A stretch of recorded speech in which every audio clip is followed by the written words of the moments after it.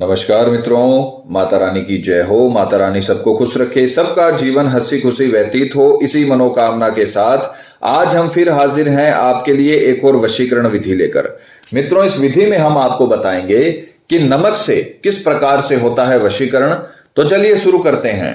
पर शुरू करने से पहले यह ध्यान रखें कि हम जो भी विधि आपको बताते हैं वो सभी विधियां तंत्र शास्त्र के अनुसार हैं, अतः इनमें कोई गलती नहीं होनी चाहिए। वीडियो को स्किप ना करें, वीडियो को अंत तक देखें ताकि आपसे कोई महत्वपूर्ण जानकारी छूट न जाए और विधि में कोई गलती ना हो जाए।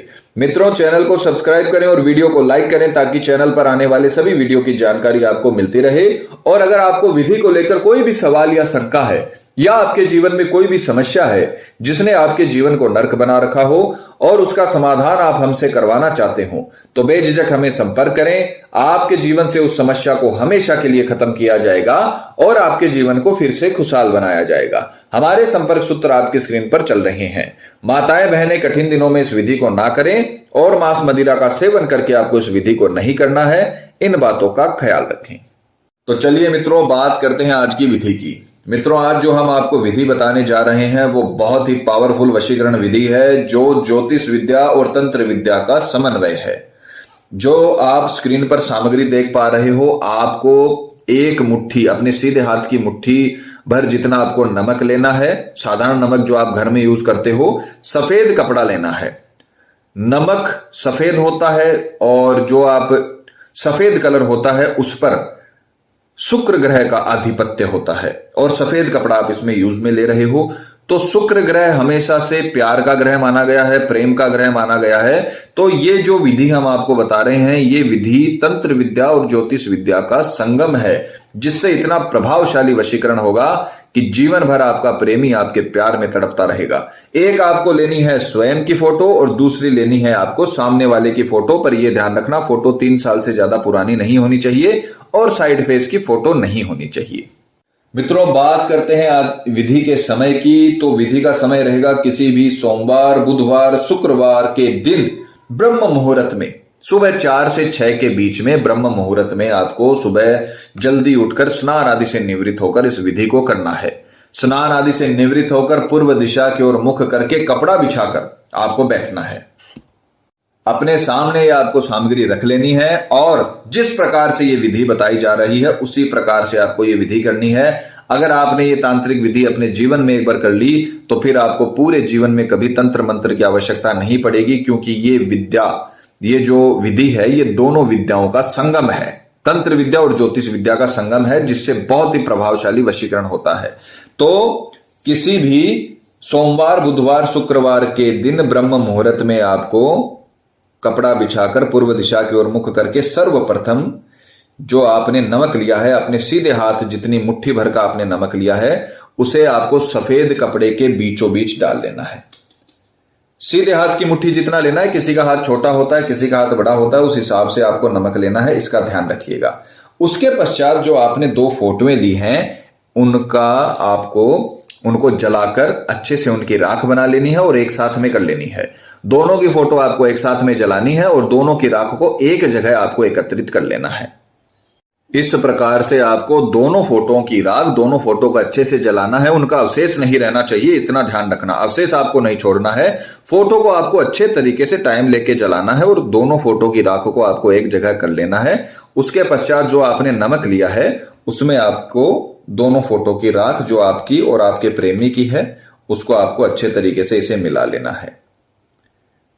इस प्रकार से आपको दोनों चीजों को सम्मिलित कर लेना है, यानी आपका प्रतिबिंब और आपके प्रेमी का प्रतिबिंब तथा नमक जो एक साथ हो गए हैं। अब आपको इसे अच्छे तरीके से बांध लेना है। जिस प्रकार से दिखाया गया है उसी प्रकार से बांधे ताकि इसका नीचे गिरने का डर ना हो। और प्रैक्टिकल करके दिखाने का मतलब यही होता है ताकि आप लोगों को सहूलियत रहे, आप लोगों को कोई दिक्कत ना रहे। इसमें आपको सिर्फ एक गांठ लगानी है, किसी का नाम नहीं लेना है और एक ही गांठ लगानी है।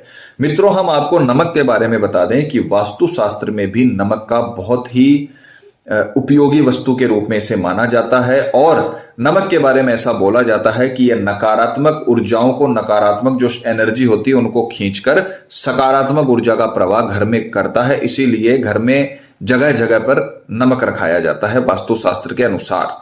तो नमक का बहुत ही महत्वपूर्ण स्थान माना गया है जो सकारात्मक ऊर्जाओं को बढ़ावा देता है। उसी प्रकार से अपने को वशीकरण की ऊर्जा को बढ़ावा देने के लिए नमक से वशीकरण की ये विधि है वो बनाई गई है और बहुत ही पावरफुल वशीकरण विधि है। ये आप विधि जरूर आजमाइएगा, ये विधि आपको कभी भी निराश नहीं करेगी। इसने कई लोगों के जीवन को बदला है। अब आपको इसमें एक गांठ लगानी है, दो गांठ नहीं लगानी है, एक ही गांठ लगानी है और किसी का नाम आपको नहीं लेना है। अब हम इसे अभिमंत्रित करेंगे क्योंकि अभी तक ये साधारण है, ये सिर्फ एक सामग्री है, एक नमक है और 2 फोटोओं की राख है और एक साधारण सफेद कपड़ा है। जब हम इन्हें अभिमंत्रित करेंगे तो इनमें से वो शक्तियों का संचार होगा जो वशीकरण और आकर्षण के केंद्र को पैदा करता है और वो शक्तियां जिसके लिए आपने बनाई है उसके ऊपर जाकर काम करती हैं। तो ये पूरा एक प्रकार से प्रोसीजर होता है तंत्र विद्या का। तो जैसे बताया है उसी प्रकार से आपको करना है, आपको ज्यादा इसमें अपनी तरफ से कुछ लगाने की जरूरत नहीं है। जैसा बताया है आपको वैसा ही करना है, नहीं तो क्या प्रॉब्लम हो सकती है। तो विधि को थोड़ा ध्यान से देखिए और इसको पूरा करिए। अब आपको इसे अभिमंत्रित करना है। मंत्र ध्यान से सुनिएगा, मंत्र थोड़ा लंबा है, थोड़ा बड़ा मंत्र है, आपको थोड़ी मेहनत करनी पड़ेगी अगर आपको अपने जीवन साथी को, अपने प्यार को अपने वश में करना है। तो मंत्र का उच्चारण एकदम सही करिएगा, मंत्र में कोई गलती नहीं होनी चाहिए। जिन लोगों को संस्कृत से प्रॉब्लम है पहले आप मंत्र को अच्छे तरीके से रटें, उसके बाद में आपको मंत्र का इस्तेमाल विधि में करना है। सीधे हाथ में इसे लेना है, सुबह 4 से 6 के बीच ये पूरा काम हो जाना चाहिए। मंत्र ध्यान से सुनिए, मंत्र है ओम नमः कामाक्षी देवी, सामने वाले का नाम नर या नारी में वशम कुरु स्वाहा। अब यहां पर नर या नारी का जो नाम आया है उसको जरा ध्यान से समझिए। मान लीजिए अगर आप किसी स्त्री का वशीकरण कर रहे हैं, किसी नारी का, महिला का वशीकरण कर रहे हैं तो आपको वहां पर नारी बोलना है, और अगर आप किसी पुरुष का वशीकरण कर रहे हैं तो वहां पर आपको नर बोलना है। उदाहरण देकर अगर आपको समझाएं तो मान लीजिए कोई लड़की है, वो अपने पति का वशीकरण कर रही है, पति का नाम है मनोज, तो वो मंत्र कैसे बोलेगी? ओम नमः कामाक्षी देवी मनोज नर में वशम कुरु स्वाहा। और अगर कोई लड़का अपनी पत्नी का वशीकरण कर रहा है और उसका नाम है किरण, तो वो क्या बोलेगा? ओम नमः कामाक्षी देवी किरण नारी में वशम कुरु स्वाहा। यानी अगर महिला का वशीकरण है तो आपको नारी बोलना है, और अगर पुरुष का वशीकरण है तो आपको नर बोलना है। बाकी मंत्र पूरा सेम रहेगा और मंत्र का उच्चारण आपको एकदम सही करना है, क्योंकि अगर मंत्र का उच्चारण आपने सही कर दिया तो फिर आपको कभी भी किसी भी प्रकार से अपने प्रेमी के पास जाने की जरूरत नहीं होगी, क्योंकि वो ही खुद चलकर आपके पास आएगा। इतना आकर्षण उसके ऊपर बन जाएगा इन मंत्र शक्तियों से कि वो पूरी तरीके से बेबस हो जाएगा आपके पास आने के लिए। पर अगर आपने मंत्र ही गलत बोल दिया तो फिर इस विधि का असर नहीं हो पाएगा। तो जैसे बताया है वैसे करें, मंत्र का उच्चारण एकदम सही तरीके से करें। इस मंत्र को आपको 108 बार बोलना है। मंत्र है ओम नमः कामाक्षी देवी, सामने वाले का नाम नारी या नर में वशम कुरु स्वाहा।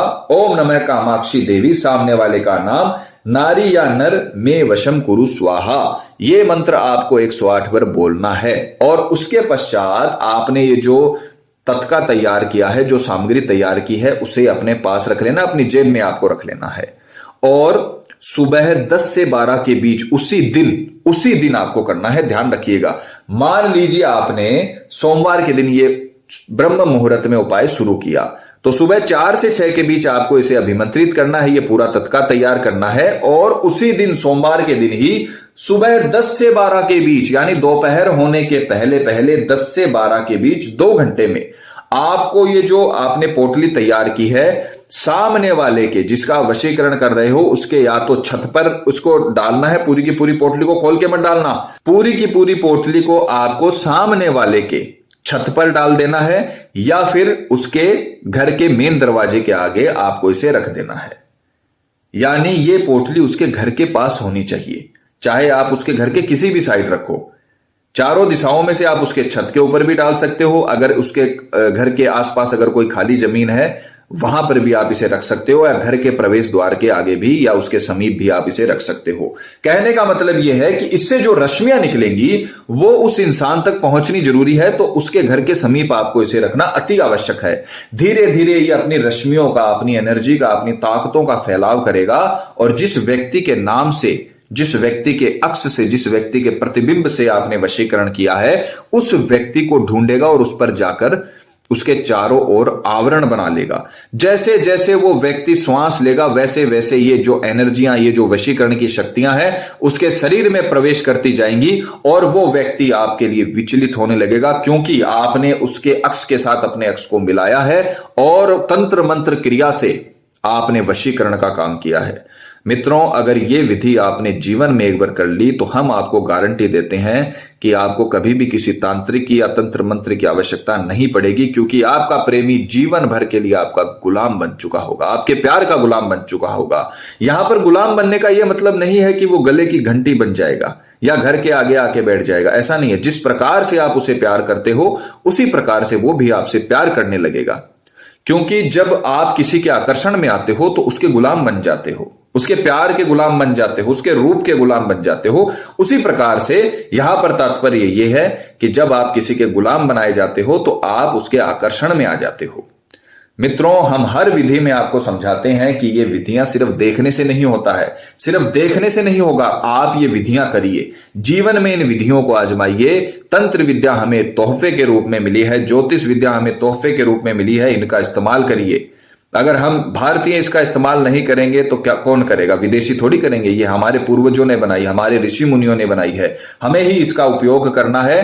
और इस बात का ध्यान रखें कि नेक काम के लिए इसका उपयोग करें, न कि गलत कामों के लिए। गलत कामों के लिए कभी भी आप तंत्र विद्या का प्रयोग करते हो तो उसमें उल्टा पड़ने की संभावना रहती है, तो आप गलत कामों के लिए कभी भी तंत्र विद्या का प्रयोग ना करें। अपने प्यार को पाने के लिए आप इस विधि का प्रयोग जरूर करें, माता रानी आपको जरूर सफल करेंगी।